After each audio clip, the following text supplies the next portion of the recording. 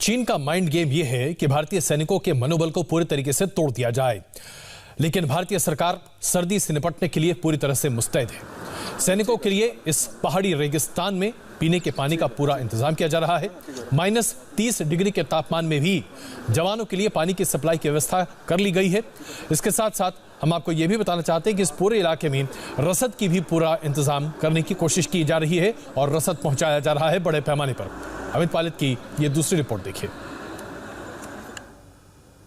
करीब 4 महीने से ज्यादा का वक्त हो चुका है और लद्दाख में टेंशन बरकरार है। अभी भी सरहद पर हमारे 50,000 सेना मौजूद है और जिस तरह के हालात है उससे लगता है कि ये पूरी सर्दी हमारी सेना को इन्हीं ऊंचाइयों पर पहाड़ियों के बीच गुजारना पड़ेगा अपनी बॉर्डर पर नजर रखने के लिए और चीनियों को खदेड़ने के लिए।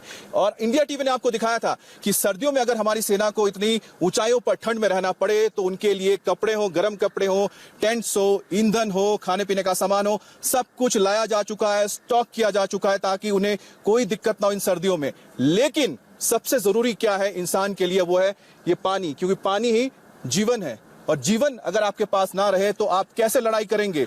लेकिन आपको बता दें, आपको सुन के गर्व होगा और खुशी भी महसूस होगी कि इन सरहदी इलाकों में चाहे पेंगोंग हो, चुशुल हो, जो पूरा इलाका है, यहां पर भी हमारी फोर्सेस के लिए पानी का इंतजाम ऐसा किया गया है जो पानी -30 डिग्री में भी जमता नहीं है, फ्रीज नहीं होता है। सुनने में यकीन नहीं कर पाएंगे आप, सुनकर यकीन नहीं होता कि ऐसा हो सकता है। लेकिन आपको बता दें, ये जो मैजिक है जिन्होंने किया है वो हमारे साथ मौजूद है और वो मैजिशियन है डॉक्टर रितेश आर्या।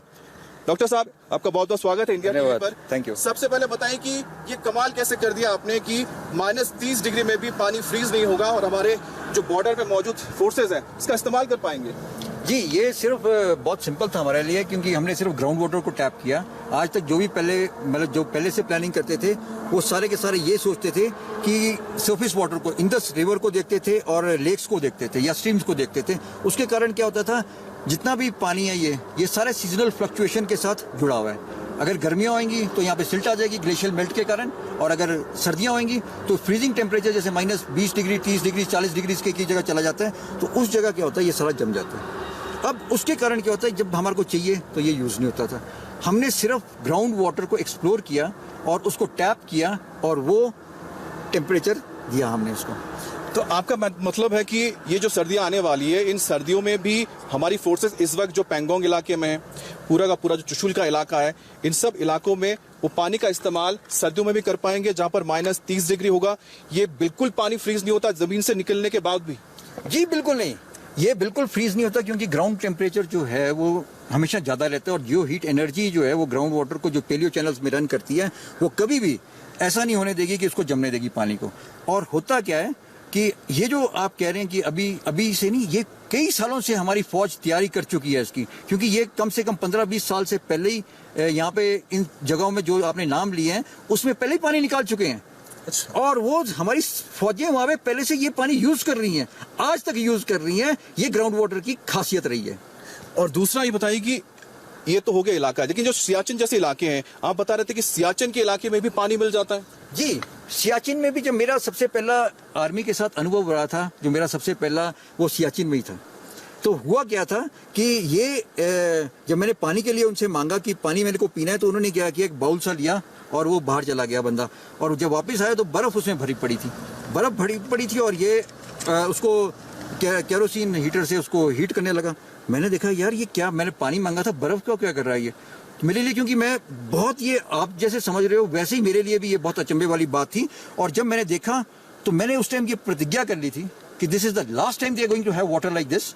बर्फ पिघला के हमने उसी टाइम साइट्स इन्वेस्टिगेट की, ड्रिलिंग मशीन्स मोबिलाइज की और वहाँ पे उनको पानी दे दिया, जो आज तक उनको -30, -40 डिग्रीज में भी पानी मुहैया करा रहा है बेस पर। तो आप समझ सकते हैं कि सियाचिन, जिसका मतलब होता है कि हाईएस्ट बैटल ग्राउंड, जहां पर हमारी सेना ग्लेशियर में, जहां पर टेम्परेचर -40-50 तक चला जाता है, वहां पर तैनात रहते हैं। तो वहां का जो बेस कैंप है वो भी काफी हाइट पर है, ताकि जो वहां पर जो सस्टेन करते हैं हमारे जो फोर्सेस है उन तक कोई भी सामान पहुंचाना पड़े, तो ऐसे में पानी जो अहम चीज है वो भी वहां पर इतने माइनस टेम्परेचर में भी मिलता है। तो आप समझ सकते हैं कि हमारे फोर्सेस के लिए जो वहां पर 365 दिन तैनात रहते हैं, कितनी बड़ी सुविधा मुहैया कराई गई है हमारे फोर्सेस के जरिए, सेना के जरिए, साथ ही साथ सरकार के जरिए, और साथ ही साथ डॉक्टर आर्या जैसे जो हमारे साइंटिस्ट हैं जो एक कमाल करके दिखाते हैं। लोग कहते हैं कि भारत उन्नत है या नहीं है, चीन के मुकाबले हमारी ताकत क्या है। चीन के मुकाबले हमारी जो ताकत है वो है डॉक्टर आर्या जैसे हमारे साइंटिस्ट जो ऐसे दुर्गम इलाकों में पानी निकाल देते हैं जिसके जरिए हमारी फोर्सेस हमारे एलएसी पर तैनात रह सकती है, सस्टेन कर सकती है। और चीन को समझना होगा, जो अपने आप को इतना बड़ा दुनिया का महाबली समझता है, जिसको लगता है कि मेरे अलावा दुनिया के पास कुछ भी नहीं है, तो उनको बताना चाहते हैं कि हमारे पास डॉक्टर आर्या जैसे लोग हैं जो हमारी फोर्सेस के लिए पानी वहां भी तलाश लेते हैं जहां से मुमकिन नहीं होता है। 16,000 फीट की ऊंचाई पर भी जाके पानी तलाश लेते हैं, वो पानी जो कि -30 में भी जमता नहीं है। और हमारी फोर्सेस जब वो पानी पीती होगी तो मुझे लगता है कि उनको महसूस होता होगा कि हम जी भी सकते हैं और इसके जरिए हम दुश्मन का मुकाबला भी कर सकते हैं।